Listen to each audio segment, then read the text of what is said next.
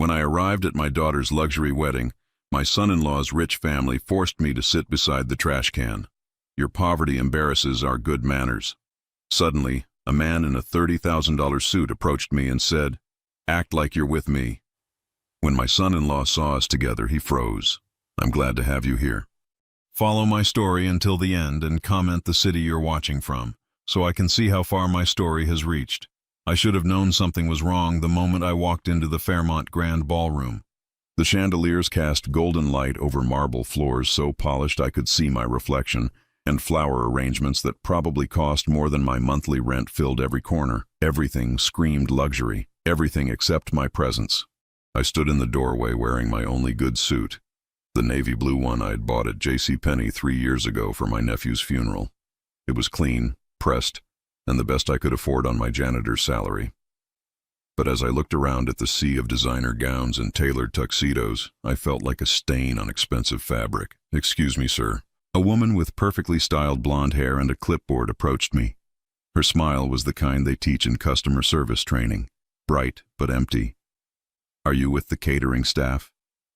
My stomach dropped. "No, I'm Carlton Miller. I'm the bride's father." Her smile faltered for just a second before snapping back into place. "Oh, of course. Let me check the seating chart." She flipped through her papers with the urgency of someone trying to solve an embarrassing problem. "Ah, here we are. You're at table. Well, it's right over here." She led me through the grand ballroom, past tables draped in ivory silk and adorned with centerpieces that reached toward the ceiling. Each table had a number written in elegant calligraphy. 1, 2, 3. Important guests, family, close friends. We kept walking, past the main seating area, past the dance floor, until we reached a corner near the service entrance. There, tucked between a large potted plant and 2 industrial-sized trash cans, sat a small round table with a single chair. No tablecloth, no centerpiece, just a folding chair that looked like it had been borrowed from a church basement. "Here you are," the woman said, her voice artificially cheerful. "We had some last-minute adjustments to accommodate everyone." I stared at the setup, my throat tightening. The smell of garbage mixed with the scent of expensive perfume drifting from the main seating area. From where I sat, I could barely see the altar where my daughter would soon stand. But I could see the back of heads, the important people who mattered enough to sit at real tables. "There must be a mistake," I said quietly. "I'm the father of the bride." The woman's expression shifted, and I caught something cold in her eyes. "I'm sorry, sir, but these arrangements were specifically requested by the groom's family. They felt that certain. Accommodations needed to be made." Before I could respond, I heard a familiar laugh. Darren's mother, Patricia, emerged from behind a floral arrangement with 2 other women I didn't recognize. They were all dressed in clothes that cost more than I made in 6 months, their jewelry catching the light like tiny stars. "Oh, Carlton," Patricia said, her voice dripping with false sweetness. "I see you found your seat. We thought it would be best to place you somewhere comfortable, away from the main festivities." "Away from my daughter's wedding?" The words came out harder than I intended. Patricia's perfectly painted lips formed a thin smile. "Now, Carlton, let's not make this difficult. We simply can't have." She paused, looking me up and down, certain elements affecting the tone of such an elegant event. "Your presence near the main tables might make our guests uncomfortable." One of the women beside her, a redhead with diamond earrings that probably cost more than my car, leaned in. "The photographs alone would be embarrassing. This is a $500,000 wedding, not a community potluck." The third woman nodded in agreement. "Patricia's right. We have senators and CEOs here tonight. Image matters." I felt my face burn with shame and anger. These women were talking about me like I wasn't standing right there, like I was some unwanted piece of furniture they needed to hide. But what hurt most was the silence from behind me. I turned and saw Jovi, my daughter, standing near the bridal party table in her stunning white gown. She was looking directly at me, had heard every word. Our eyes met for a moment, and I waited for her to say something, to defend her father, to tell these women they were wrong. Instead, she looked away and began adjusting her veil. "Jovi," I called out, my voice cracking slightly. She glanced back at me, and for a second, I saw something in her eyes. Maybe guilt, maybe embarrassment. "Dad, please don't make a scene. This is my special day." Those words hit me like a physical blow. My special day.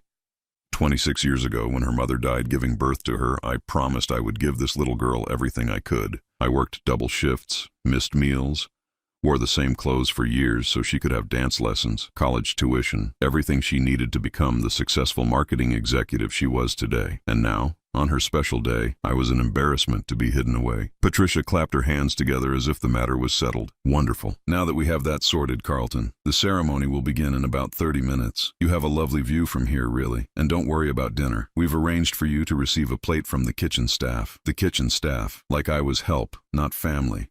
I lowered myself into the folding chair, the metal cold even through my suit jacket. Around me, the ballroom filled with laughter and conversation. I watched as Darren's family greeted their guests with warm hugs and air kisses. Politicians, business owners, people whose names I'd seen in the newspaper. They all belonged here in a way I never would.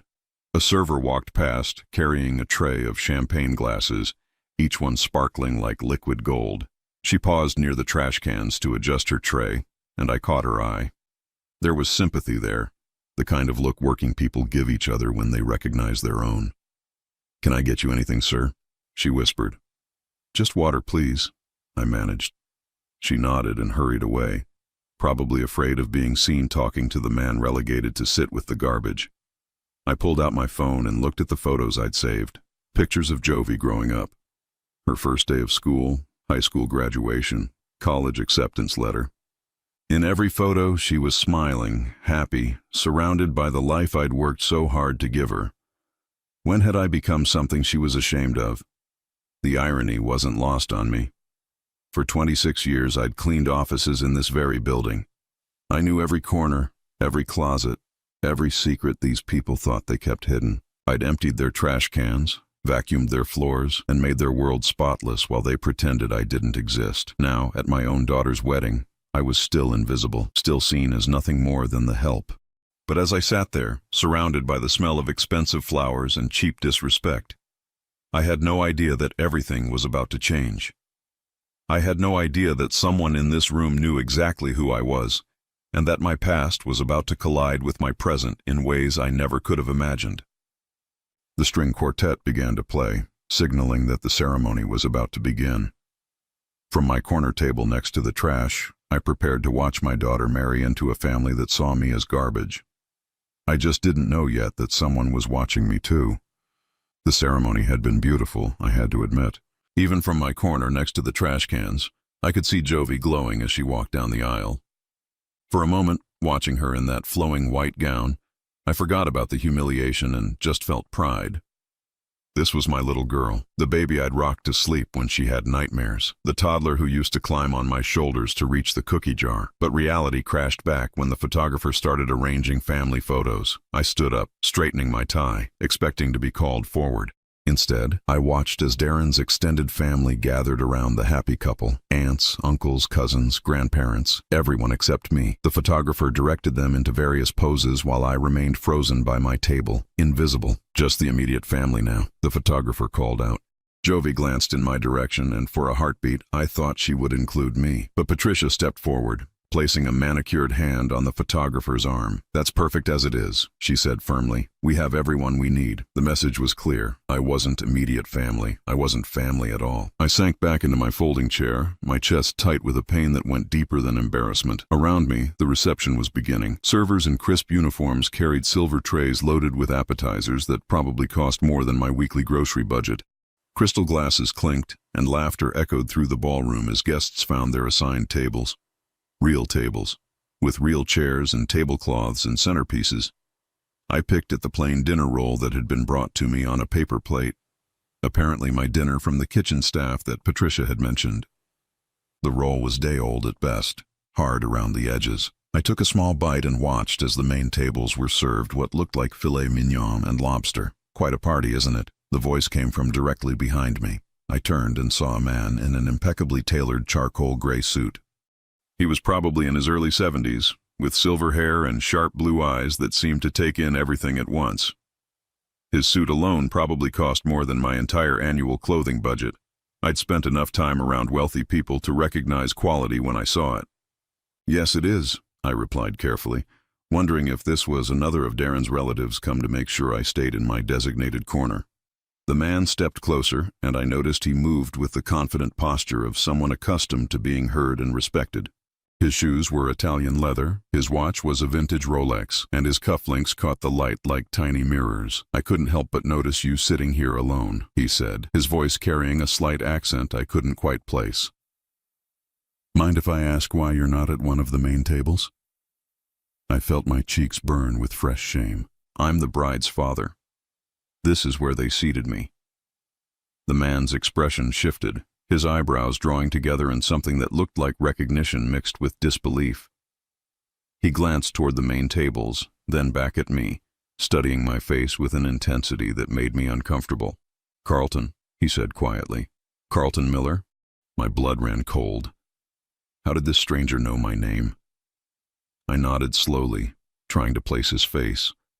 There was something familiar about him, but I couldn't quite grasp it. "My God," he breathed, shaking his head. "After all these years." And before I could ask what he meant, he looked around the ballroom, his gaze settling on Patricia and her group of well-dressed friends, who were now watching us with obvious curiosity and growing concern. The man leaned down, his voice dropping to a whisper. "Listen to me very carefully, Carlton. I need you to act like you're with me, like we're old friends catching up. Can you do that?" "I don't understand. Trust me," he said urgently. "Just follow my lead." Without waiting for my response, he straightened up and extended his hand with a broad smile. "Carlton Miller, I can't believe it's really you. How long has it been?" Confused but desperate for any escape from my humiliation, I stood and shook his hand. "It's been a while," I managed. "Too long, my friend, too long." The man's voice carried across the nearby tables, drawing attention. "Ladies and gentlemen," he called out, addressing the curious onlookers, "I'd like you to meet one of the finest men I've ever had the honor of knowing, Carlton Miller." I saw Patricia's face go pale. Darren, who had been laughing with his groomsmen, stopped mid-sentence and turned toward us. Even Jovi looked up from her conversation with the bridesmaids, her expression confused. The stranger, though something told me he wasn't really a stranger, continued with enthusiasm that seemed completely genuine. "Carlton, you must come sit at my table. I insist. We have so much to catch up on." "Oh, that's not necessary," Patricia interjected, hurrying over with her fake smile plastered in place. "Carlton is perfectly comfortable where he is. Aren't you, Carlton?"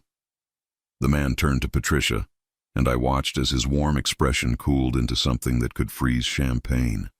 "I'm sorry, and you are?" "Patricia Ashworth," she said, extending her hand with the confidence of someone used to her name opening doors. "Mother of the groom. This is my son Darren's wedding." "Ah," the man said, taking her hand briefly. "Well, Patricia, I'm Marcus Chen, and Carlton here is an old friend of mine, a very dear friend." Patricia's smile wavered slightly. The name Marcus Chen clearly meant something to her, though I had no idea what. Her eyes darted between Marcus and me as if trying to solve a puzzle. "Mr. Chen," she said carefully, "I had no idea Carlton had such distinguished connections." Marcus raised an eyebrow. "Really? That's surprising, considering he's the father of the bride. Surely his distinguished connections would be well known to the groom's family." The emphasis he placed on father of the bride wasn't lost on anyone within earshot. I watched as several guests at nearby tables began to whisper among themselves, glancing between my corner table next to the trash and the obvious confusion on Patricia's face. "Of course," Patricia stammered. "We just thought Carlton would be more comfortable in a quieter area of the reception." "Next to the garbage cans?" Marcus asked, his voice carrying just enough to be heard by the surrounding tables. "How thoughtful." The color drained completely from Patricia's face. Darren appeared at his mother's side, his expression tight with barely controlled panic. "Mr. Chen," Darren said, extending his hand. "I'm Darren Ashworth. What a pleasure to meet you." Marcus shook Darren's hand but didn't return the smile. "The pleasure is mine, I'm sure. Though I have to say, I'm quite surprised by the seating arrangements. In my experience, the father of the bride typically sits at the head table." "There was a mix-up with the place cards," Darren said quickly. "We'll fix this right away." "No need," Marcus replied smoothly. "Carlton will be sitting at my table, won't you, old friend?" I looked at this man who claimed to know me. This perfectly dressed stranger who had appeared like an answer to a prayer I hadn't even known I was praying. There was kindness in his eyes, but also something else, a strength that suggested he wasn't someone to be crossed. "I'd be honored," I said, surprised by how steady my voice sounded. As Marcus led me away from my corner of shame, I caught sight of Jovi. She was staring at us with an expression I couldn't read: surprise, confusion, and maybe something that looked like regret. For the first time all evening she was really looking at me, seeing me. But it was too late for that now. Whatever game Marcus was playing, whatever reason he had for rescuing me from my humiliation, I was grateful. Because for the first time since I'd walked into this ballroom, I felt like a human being instead of garbage to be hidden away. I just had no idea that Marcus Chen knew exactly who I was, and that my past was about to catch up with me in ways that would change everything. Marcus led me to a table near the front of the ballroom, one of the premium spots I'd watched other guests claim with the casual confidence of people who belonged. The table was set for 8, with crisp white linens, crystal stemware, and a centerpiece of white orchids that probably cost more than my monthly electric bill. As we approached, the other guests, already seated, looked up with polite curiosity. "Everyone, I'd like you to meet Carlton Miller," Marcus announced as he pulled out a chair for me. "Carlton, these are some colleagues of mine." I found myself sitting between Marcus and a woman who introduced herself as Dr. Sarah Whitman, a cardiologist at Johns Hopkins. Across from me was a federal judge, a tech entrepreneur, and a couple who owned a chain of luxury hotels. These were the kind of people who usually looked through me when I was cleaning their offices after hours.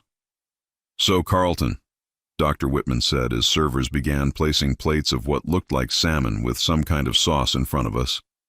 "How do you know Marcus?" I glanced at Marcus, still trying to understand what was happening. He was cutting his salmon with practiced ease, but I caught him watching me carefully. "That's actually quite a story," Marcus said before I could answer. "Carlton and I go way back, don't we, my friend?" There was something in his tone, a weight that suggested this wasn't just polite conversation. I nodded, though I still couldn't place him. The face was familiar now that I really looked at it, but I couldn't pin down where or when. "How far back?" the judge asked, clearly interested. Marcus set down his fork and leaned back in his chair. 1971. A place called Firebase Charlie, about 20 miles north of Saigon. The words hit me like a punch to the chest. Vietnam. Suddenly the familiar features clicked into place, though the face I remembered had been 20 years younger, thinner, covered in jungle mud and terror. "Marcus Chen," I whispered, the memory flooding back. "Private First-Class Chen." He smiled, and now I could see the scared kid he'd been, hiding behind 50 years of success and confidence. "Sergeant Miller, though I think we can skip the rank formalities after all this time." The other guests at the table had gone quiet, sensing they were witnessing something significant. Dr. Whitman leaned forward slightly. "You served together?" "Carlton saved my life," Marcus said simply. "More than once, actually." I felt my face flush. "I was just doing my job." "No," Marcus said firmly.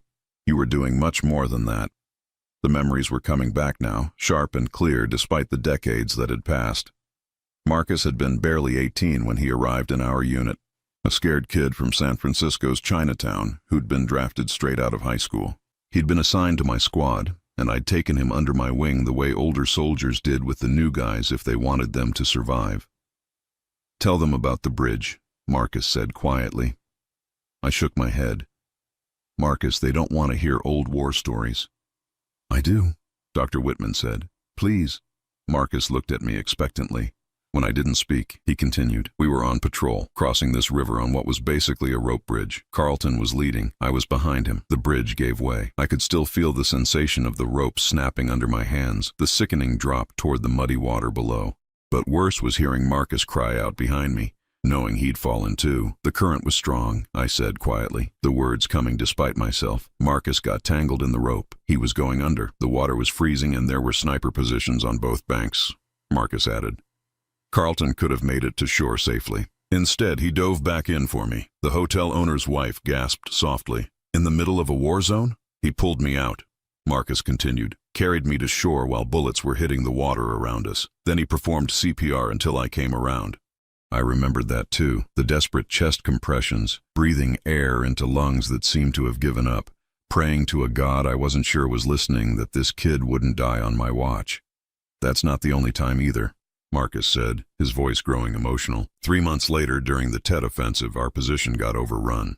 Carlton organized the evacuation, made sure everyone got out. He stayed behind to cover our retreat. Marcus, I said uncomfortably. It was a long time ago. Not to me, he replied. I've thought about you every day for 53 years, Carlton. I tried to find you after the war, but you disappeared. That was true. When I came home from Vietnam, I didn't want parades or recognition. I just wanted to forget, to blend into civilian life and never think about firefights and body counts again. I'd settled in a small town, taken whatever jobs I could find, and tried to build something normal.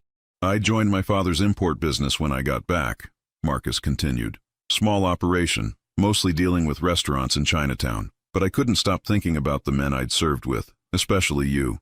So I started a foundation to help veterans, and the business grew from there. Dr. Whitman looked impressed. What kind of business is it now? Marcus smiled modestly. Chen Global Industries. We deal in international shipping, logistics, some real estate development. I nearly choked on my salmon. Chen Global Industries wasn't just any company. It was one of the largest privately held corporations in the country. I'd seen their logo on buildings, ships, even the sides of trucks. If Marcus was telling the truth, he was worth billions. I never forgot what you did for me, Carlton, Marcus said, his voice intense now. I built everything I have on the foundation of the life you saved. I've been looking for you for decades. But how did you find me here? I asked. Marcus smiled and pulled out his phone, scrolling to what looked like a news article. Your daughter's engagement was announced in the San Francisco Chronicle 6 months ago. The article mentioned that the bride's father, Carlton Miller, was a Vietnam veteran who worked as a building maintenance supervisor. It took some digging, but I tracked down your service record. When I saw you were in my old unit, I knew it had to be you. My heart was pounding. You came here because you saw a newspaper announcement. I flew in from Hong Kong yesterday specifically for this wedding, Marcus said.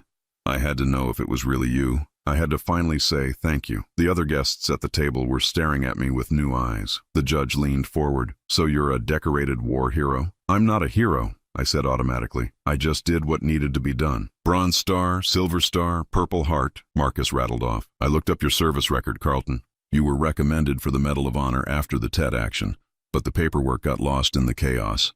I had to set down my fork because my hands were shaking. All around us, the wedding reception continued. Laughter, clinking glasses, the string quartet playing something classical. But at our table, something profound was happening, something I'd never expected. Why didn't you ever claim the recognition you deserved? Dr. Whitman asked gently. I thought about how to answer that. How to explain that coming home from that war felt like stepping through a doorway into a world that didn't want to hear about what we'd done or seen. How I'd just wanted to disappear into normal life. To be a regular person with a regular job who didn't have to think about the weight of other people's lives in his hands. I had a daughter to raise, I said finally. That seemed more important than medals. Marcus nodded slowly. Jovi, she's beautiful, Carlton. You must be very proud. I glanced across the ballroom to where Jovi was laughing with her new husband, surrounded by his family and their wealthy friends. She looked happy, radiant even. But she also looked like a stranger. Someone who belonged in this world of crystal and silk in a way I never would. I am proud, I said, though the words felt hollow now.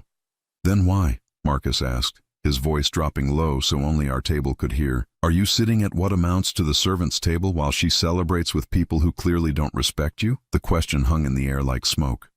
Around us, the other guests shifted uncomfortably, sensing they were witnessing something private and painful.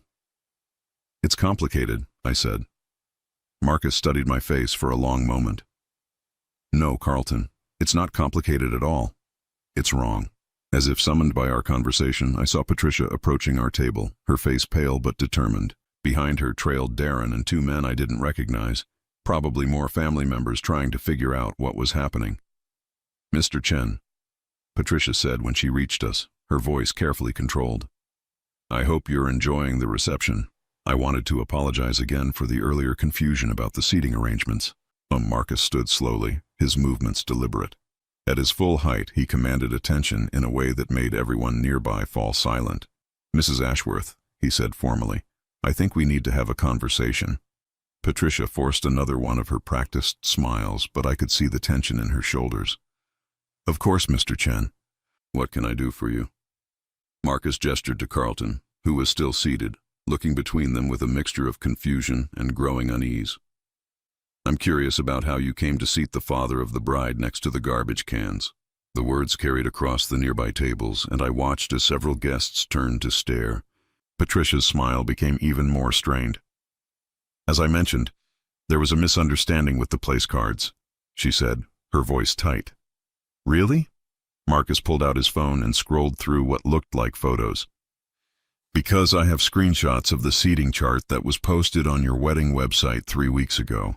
Carlton was originally seated at table 1, next to the bridal party. His name was moved to that corner spot sometime in the last week. Patricia's face went white. Darren stepped forward, clearly trying to take control of the situation. Mr. Chen, with all due respect, this is a family matter. You're absolutely right, Marcus interrupted. It is a family matter. The question is why a family would treat a man like Carlton with such disrespect. Dr. Whitman leaned forward slightly. I'm sorry, but what exactly makes Carlton so special? Besides his war service, of course. Marcus turned back to Carlton, who was gripping the edge of the table so hard his knuckles had gone white. Carlton, do you remember what you did after the war, when you came home?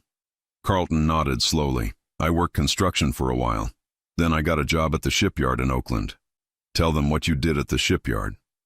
Carlton looked uncomfortable. I was a welder. Worked on military contracts mostly. What kind of military contracts? Marcus pressed gently. Ship repairs, some new construction. We did a lot of work on the new guided missile systems they were installing. Marcus smiled. Carlton is being modest.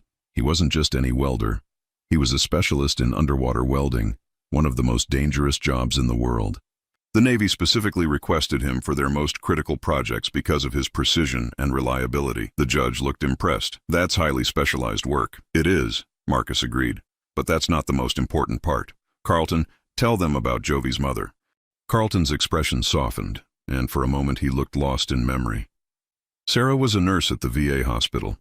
We met when I was getting treatment for my back injury from the war. She was dying when you met her, wasn't she? Marcus said gently. Carlton nodded, his voice barely audible. Lupus. She'd been fighting it for years. The doctors said she had maybe 2 years left, but she wanted children. Marcus continued. More than anything, she said she didn't care about the time she had left. She just wanted to be a mother, even if it was only for a little while. Patricia shifted uncomfortably.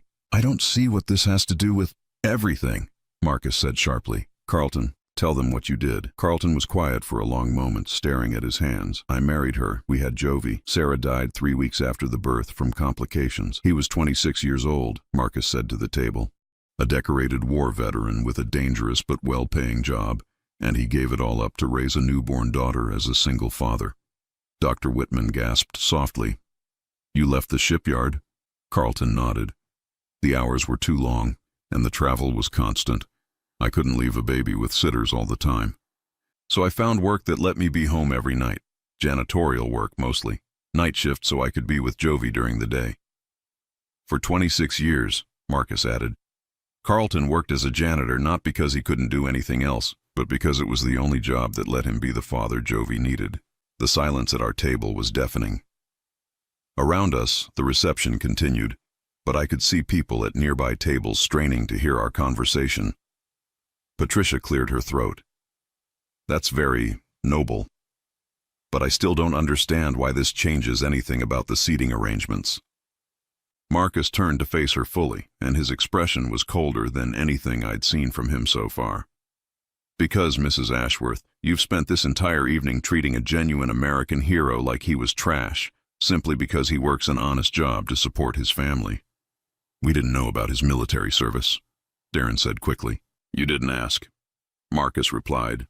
You made assumptions based on his job and his clothes, and you decided he wasn't good enough to sit with your friends. Carlton stood up suddenly, his chair scraping against the floor. Marcus, please, this isn't necessary. Yes, it is, Marcus said firmly. Carlton, you saved my life 53 years ago. I built an empire worth $12 billion, and I owe every bit of it to you. If you hadn't pulled me out of that river, none of it would exist. The number hung in the air like a physical thing. $12 billion. I saw Patricia's jaw drop slightly. But more than that, Marcus continued, you raised a daughter who became successful in her own right. You sacrificed everything to give her opportunities you never had. And this is how she repays you. By allowing her new in-laws to treat you like garbage? For the first time since the conversation started, I looked toward Jovi. She was standing near the cake table, but she was clearly listening to everything. Her face was pale, and her hands were shaking slightly as she gripped her champagne glass. Jovi didn't know, Carlton said quietly. She was protecting her new family. From what? Marcus asked. From associating with her own father? Carlton was quiet for a long moment. You have to understand, Marcus. Jovi grew up poor. Not just regular poor, but really poor. Hand-me-down clothes, generic cereal, apartments where the heat didn't always work. She worked so hard to get out of that life, to build something better. And you worked 3 jobs to help her do it, Marcus said. I looked into your background, Carlton. You worked as a janitor 40 hours a week, did weekend maintenance at a church, and delivered newspapers every morning for 12 years just to pay for her college. Dr. Whitman shook her head in amazement. You put her through college working 3 jobs? State school, Carlton said. But she got her MBA, got a good job, started making real money. She deserved better than what I could give her growing up. So she's ashamed of where she came from, the judge said quietly. Carlton's face crumpled slightly. She's not ashamed. She's just moved on. This is her world now, and I don't fit in it. That's not your fault, Marcus said firmly. That's a choice she made.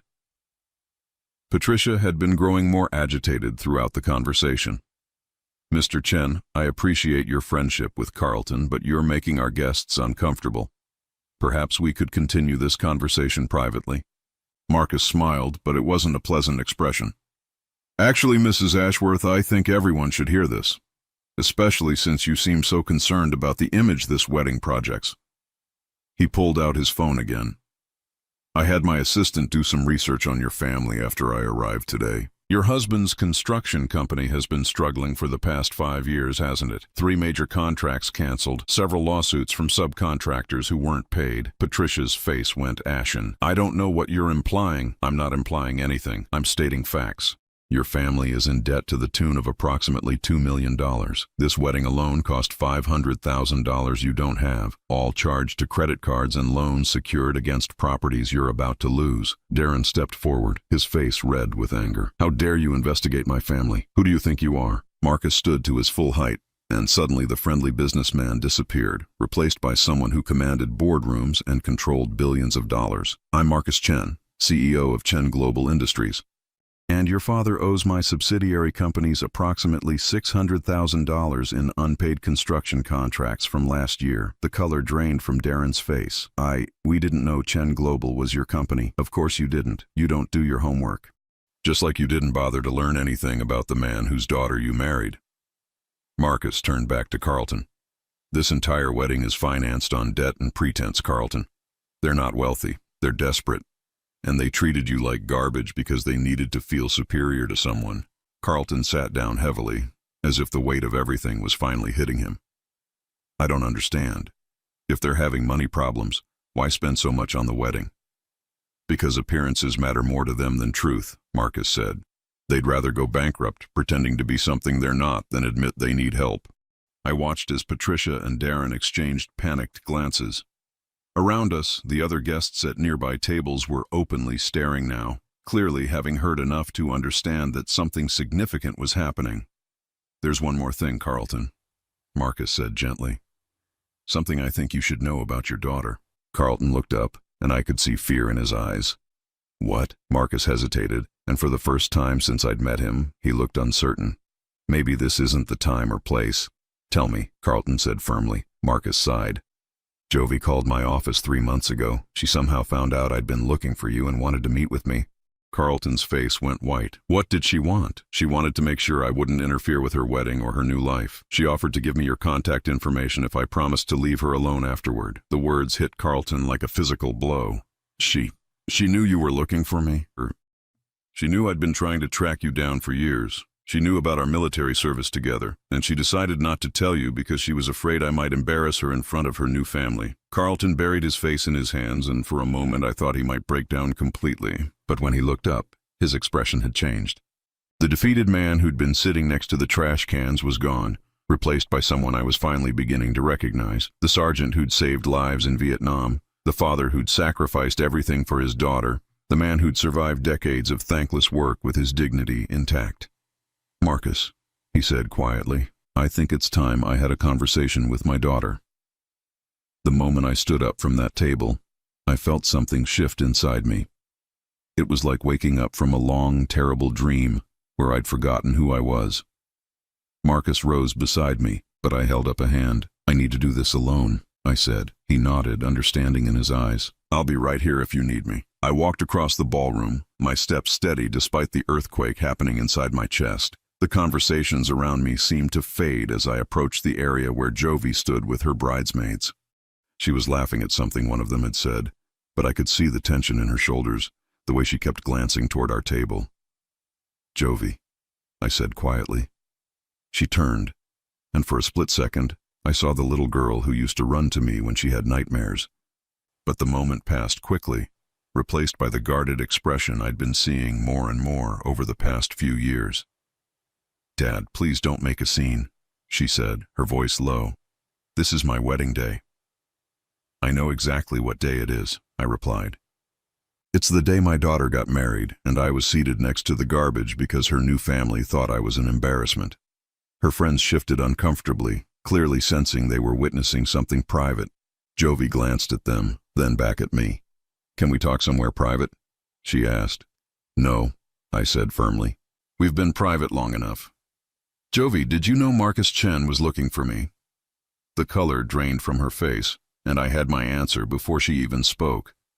"Dad, I can explain. 3 months ago," I continued, my voice carrying enough that nearby guests began to turn.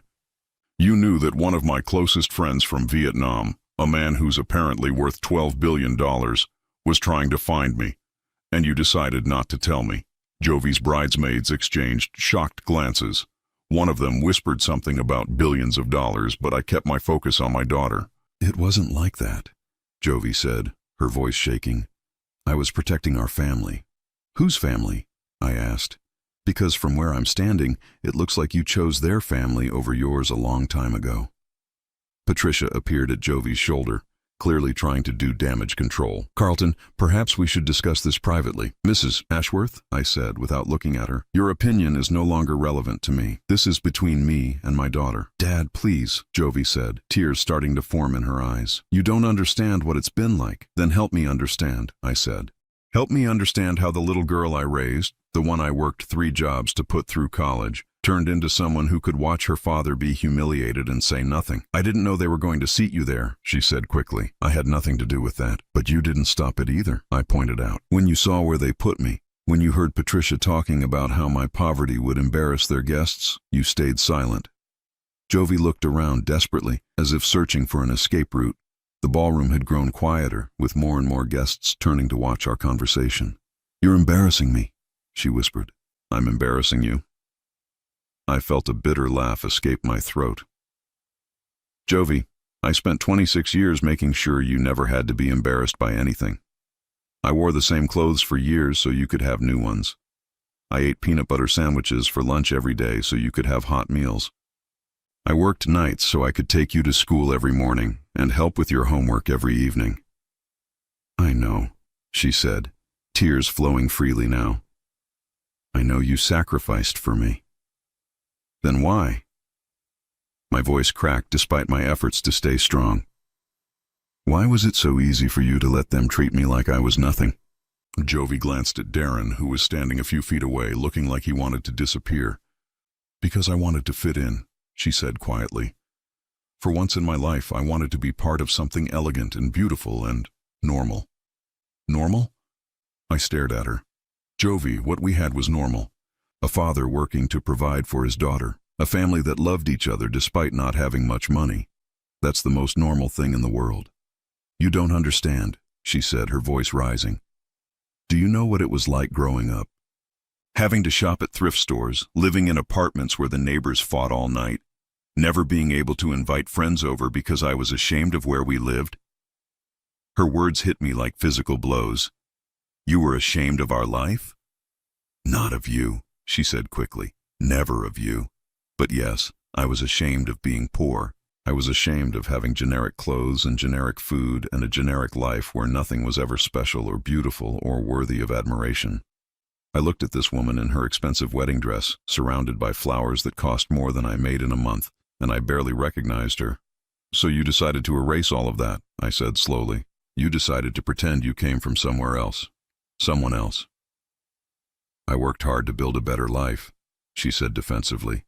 There's nothing wrong with wanting more than what you grew up with. There's nothing wrong with wanting more, I agreed. But there's everything wrong with being ashamed of where you came from. And there's everything wrong with letting people who don't know you or me decide that we're not good enough for their world. Marcus appeared beside me, and I realized he'd been listening. Jovi, he said gently, may I ask you something? She nodded, wiping tears from her cheeks. Do you know what your father did in Vietnam? He was a soldier, she said uncertainly. He saved my life, Marcus said simply, and the lives of 6 other men in our unit.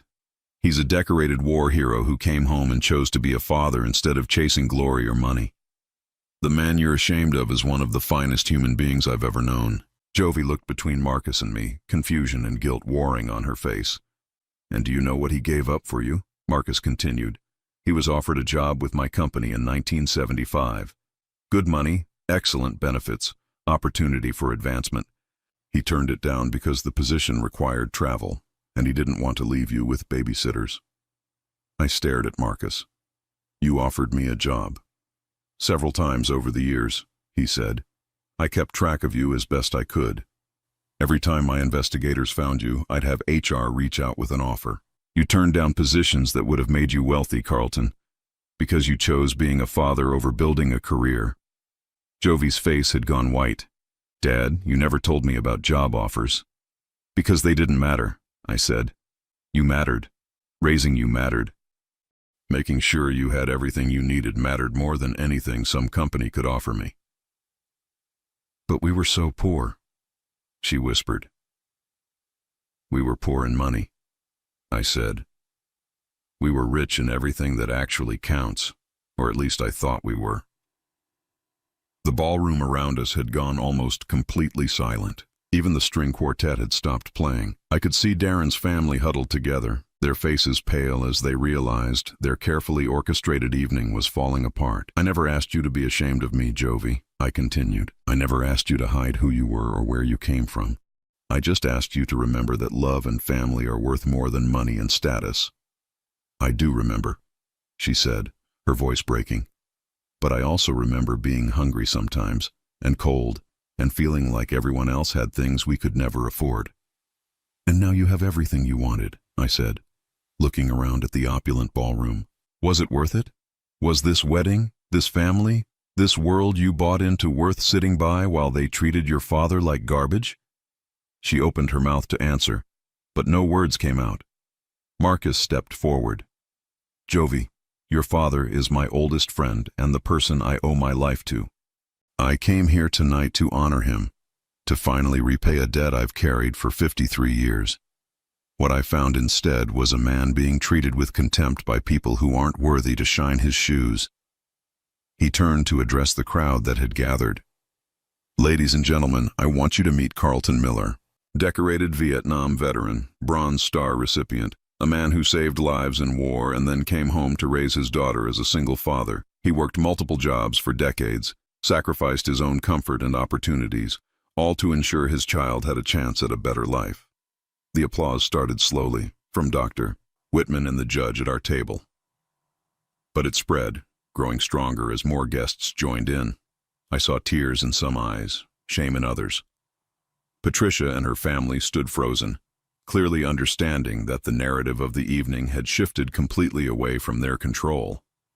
And tonight, Marcus continued, his voice carrying across the silent ballroom, this remarkable man was seated next to the garbage cans because his daughter's new family decided he wasn't good enough for their society wedding. The applause died abruptly, replaced by murmurs of shock and disapproval. I saw several guests looking at Patricia and Darren with obvious disgust. Jovi was crying openly now, her carefully applied makeup running down her cheeks. Dad, I'm sorry. I'm so sorry. But I was looking at her, really looking at her, and I realized something that broke my heart all over again.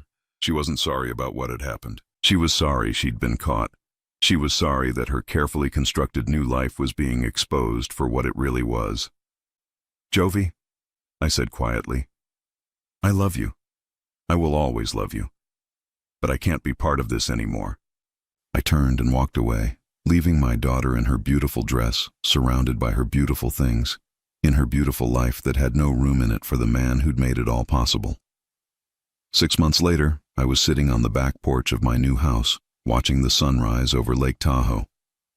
The house wasn't huge, but it was mine, really mine, not rented, not borrowed, not dependent on anyone else's charity or goodwill. Marcus had insisted on helping me buy it after everything that happened at the wedding, though he'd been smart enough to phrase it as a delayed payment for services rendered in Vietnam. The morning was quiet except for the gentle lapping of water against the shore and the occasional call of a loon. I had my coffee, my newspaper, and for the first time in 26 years, I had peace. My phone buzzed on the table beside me. A text message from a number I didn't recognize, but I knew who it was from. They'd been coming every few days for months now. "Dad, please call me. I want to make things right. Jovi." I set the phone down without responding, just as I had with all the others. Some wounds needed time to heal, and some bridges, once burned, couldn't be rebuilt with just words. The sound of a car in my driveway interrupted my thoughts. I looked up to see Marcus's black sedan pulling up to the house. He'd taken to stopping by whenever his business brought him to the West Coast, which seemed to be happening more frequently these days. "Morning, Carlton," he called out as he emerged from the car, carrying what looked like a bakery box and 2 cups of coffee. "You know I can make my own coffee," I said, but I was smiling. "Not like this you can't," he replied, climbing the porch steps. "This is from a little place in San Francisco's Chinatown. Same neighborhood where I grew up." He handed me one of the cups and opened the box to reveal fresh pastries. For a few minutes we sat in comfortable silence, watching the sun climb higher over the mountains. "How's the job search going?" Marcus asked eventually. I'd been looking for work, something to do with my days now that I wasn't sending most of my paycheck to support someone else's dreams. "Got an offer yesterday, actually. The local VA hospital needs a maintenance supervisor. It's part-time, but it'll keep me busy. Working with veterans." Marcus nodded approvingly. "That sounds perfect for you." "Feels right," I agreed. "Helping people who understand what service means." Marcus was quiet for a moment, then pulled out his phone. "I got an interesting call yesterday from a reporter at the San Francisco Chronicle." I felt my stomach tighten. "What kind of call?" "The kind where they want to do a story about what happened at the wedding. Apparently, word has gotten around about Patricia and Darren's financial situation. Their construction company filed for bankruptcy last week, and several of their creditors are talking to journalists about the lavish wedding they threw while owing millions in unpaid bills." I sighed. I'd been dreading this. The wedding had become the talk of San Francisco's social circles, especially after several guests posted about it on social media. The story of the war hero father seated next to the garbage had spread, along with details about the groom's family's financial troubles. "They want to interview you," Marcus continued. "Get your side of the story." "I'm not interested," I said immediately. "I figured you'd say that. That's why I told them no on your behalf." I looked at him gratefully. "Thank you. But Carlton," he said seriously, "you should know that Jovi called me yesterday too." My chest tightened. What did she want? "She's getting divorced." The words hit me like a physical blow, even though part of me had been expecting them. "How long?" "She filed papers 3 weeks ago. Apparently, when Darren's family lost everything, the marriage fell apart pretty quickly. She's been trying to reach you because she wants to come home." "This isn't her home," I said quietly. Marcus studied my face. "Carlton, she's your daughter.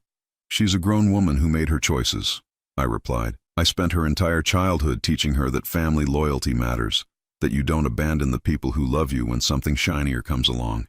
She chose to ignore those lessons. People make mistakes. This wasn't a mistake, Marcus. A mistake is forgetting to call on my birthday or not sending a Christmas card. This was a deliberate choice to value money and status over the man who raised her." I took a sip of my coffee, tasting the bitter reality of those words. She sat there and watched them humiliate me. She knew they were treating me like garbage, and she said nothing because she was afraid it would embarrass her in front of her new rich friends. Marcus was quiet for a long moment. What if she's learned from it? What if losing everything taught her what really matters? "Then I'm happy for her," I said. "But I'm not going to be her safety net anymore. I'm not going to be the person she runs back to when her other plans fall apart." "That seems harsh." I turned to look at Marcus directly. "Is it? For 26 years, I was her father, her provider, her constant support. The moment she didn't need me anymore, the moment she found people she thought were better than me, she was ready to erase me from her life entirely. You told me yourself. She knew you were looking for me and chose not to tell me because she was afraid I'd embarrass her." Marcus nodded slowly. "I remember." So now she's learned that money doesn't buy happiness, that shallow people make poor friends, that a marriage based on status instead of love doesn't last. Good for her. But I'm not going to pretend that watching your father be treated like garbage at your own wedding is something you can apologize away. A loon called across the lake, its voice echoing off the water. I watched the ripples spread outward from where it had been, thinking about how some actions created waves that never really stopped. I saw Patricia last week, Marcus said quietly. How? She came to my office in San Francisco. Wanted to discuss the debt her family owes my companies. I raised an eyebrow. And? She asked if there was any way the debt could be forgiven, given the family's connection to you. I actually laughed at that. The family's connection to me? You mean the connection where they treated me like hired help at my own daughter's wedding? That's essentially what I told her, Marcus said with a slight smile, though perhaps more diplomatically. What did she say? She offered to arrange a meeting between you and Jovi. Said she was sure that if you just talked to your daughter, you could work things out and then perhaps the business debt could be reconsidered. The audacity of it left me speechless for a moment. She wanted to use my relationship with my daughter as leverage to get out of paying money she legitimately owes? That was the general idea, yes. I shook my head in amazement. These people learned absolutely nothing. I got that impression too. We sat in silence for a while, watching a family of ducks paddle past the shoreline. The simplicity of it struck me. Parents leading their young, staying together, protecting each other. Natural loyalty that didn't require explanation or justification. Carlton, Marcus said eventually, can I ask you something personal? Of course. Are you happy? The question caught me off guard. I thought about it seriously, looking around at my small house, my quiet life, my peaceful mornings without the weight of other people's expectations. Yes, I said, and realized it was true. For the first time in years, I'm actually happy. Even without Jovi? Especially without Jovi, I said. Not because I don't love her, but because I'm not constantly worried about disappointing her or failing to live up to whatever image she has of what her life should be. I took a deep breath of the clean mountain air. For 26 years, I measured my success by whether I was providing enough for her, whether I was being a good enough father, whether I was making the right sacrifices. I never asked whether she was being a good enough daughter. And now? Now I'm just Carlton Miller, Vietnam veteran, maintenance worker, quiet guy who lives by the lake. No one expects anything from me except what I choose to give, and no one judges me except by my own actions. Marcus smiled. That sounds peaceful. It is. My phone buzzed again. Another text from Jovi. This time I glanced at it. Dad, I know I hurt you. I know sorry isn't enough, but I'm ready to be the daughter you raised me to be. Please give me a chance. I showed the message to Marcus. He read it and looked up at me. What are you going to do? I stood up and walked to the edge of the porch, looking out over the lake. A fishing boat was making its way across the water, leaving a wake that caught the morning light. Nothing, I said finally. I'm going to do absolutely nothing. You're not going to respond. Marcus, I spent 26 years teaching her right from wrong, teaching her about loyalty and family and treating people with respect. If she hasn't learned those lessons by now, no conversation is going to teach them to her. I turned back to face him, and if she has learned them, then she'll understand why I can't just pretend that what happened at that wedding was okay. She'll understand that some betrayals cut too deep to heal with words. Marcus nodded slowly. So you're just going to let her go? I let her go a long time ago, I said. At the wedding, when I realized she'd chosen her new life over her old one. What I'm doing now is accepting that choice and moving on with my own life. And if she keeps trying to reach you, I thought about that, then eventually she'll stop. And maybe that's when she'll finally understand what she lost. Marcus finished his coffee and stood up. I should get going. Board meeting in 2 hours. Thanks for stopping by, I said, and thanks for the coffee. Carlton, he said as he reached the porch steps, you know you're always welcome to come work for me, right? I have operations all over the world, positions that would suit your skills and experience. I know, I said, and I appreciate it, but I like my life simple now. He smiled. I figured you'd say that, but the offer stands. After Marcus left, I sat back down with my newspaper and my cooling coffee. The morning was warming up and I could hear other residents of the lake community starting their days. A dog barked somewhere in the distance. A car door slammed. Normal sounds of normal people living normal lives. My phone buzzed one more time. I glanced at it, expecting another message from Jovi. Instead, it was from a number I didn't recognize. Mr. Miller, this is Sarah Whitman. We met at the wedding. I wanted you to know that several of us who witnessed what happened have started a support group for veterans in the Bay Area. Would you be interested in helping us get it started? Your experience and perspective would be invaluable. I smiled and typed back, I'd be honored to help. Because that's what real family looked like. People who chose to be in your life, who valued what you had to offer, who saw your worth without needing to be convinced of it. I finished my coffee, folded my newspaper, and went inside to get ready for another quiet, peaceful day in the life I'd chosen for myself. Behind me, the lake stretched out toward the horizon, calm and endless and free.